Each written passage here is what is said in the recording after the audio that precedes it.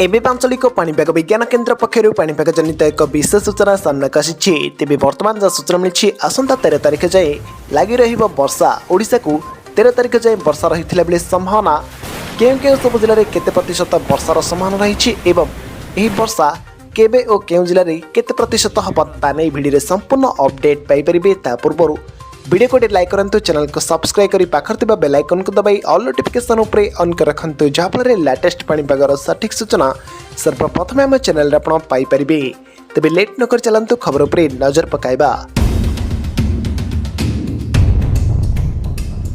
तेज बर्तमान जहाँ सूचना मिली राज्य में पछकु पछ लघुचाप फल जारी रही लगाण वर्षा। आसंता 13 तारिख जाए पागरे कौन परिवर्तन हेब नहीं। केतेक जिले में घड़घड़ी सह प्रबल अति प्रबल मात्रा वर्षा को नहीं सूचना देते आंचलिक पाणीपाग विभाग।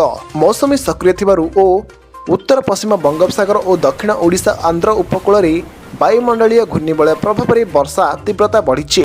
आज 8 जिला को प्रबल वर्षा को नहीं येलो वार्निंग जारी कर विभाग पक्षर। गंजाम, गजपति, रायगड़ा, कोरापुट, मालकानगिरी, नवरंगपुर, कलाहांडी, बलांगीर को येलो वार्निंग जारी कर विभाग पक्षर। यह सुंदरगढ़, झारसुगुड़ा, बरगढ़, संबलपुर, देवगढ़, अनुगुल, ढेंकानाल, केन्दुझर, मयूरभंज, सोनपुर, बौद्ध, नुआपड़ा, कंधमाल, पुरी, खोर्धा और नयागढ़ को घड़घड़ी और बिजुली सह 30 ରୁ 40 किलोमीटर बेगर पवन बहिबार संभावना रही जमापड़ी। अन्यपटे दक्षिण पश्चिम मौसमी वायु सक्रिय रही। यार प्रभाव में राज्य में अनेक जिले में तुहाको तुहा वर्षा होउछे।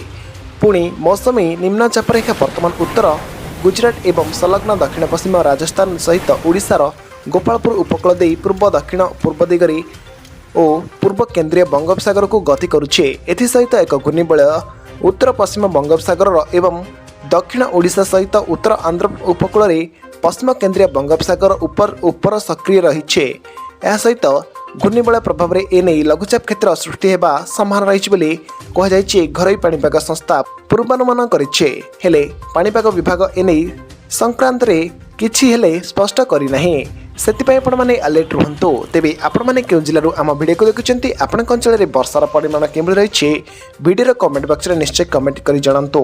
तेबे यातले आज मुख्य खबर जदि वीडियोटी आपण मानको भल लागि थाय तले वीडियो को लाइक करंतु, सांगसाथी मानक सहित वीडियोटी को अधिक अधिक मात्रा रे WhatsApp जरिए शेयर करंतु। जदि आम चैनल रे आपण नछंती प्रथम थर आम चैनल रे आपण वीडियो देखुचंती ताले चैनल टी को सब्सक्राइब करि पाखर थिबा बेल आइकन को दबाई ऑल नोटिफिकेशन उपरे ऑन कर रखु जहाँफल लेटेस्ट पाणीपागर सठिक सूचना सर्वप्रथम आम चैनल रे आपण पाइपर।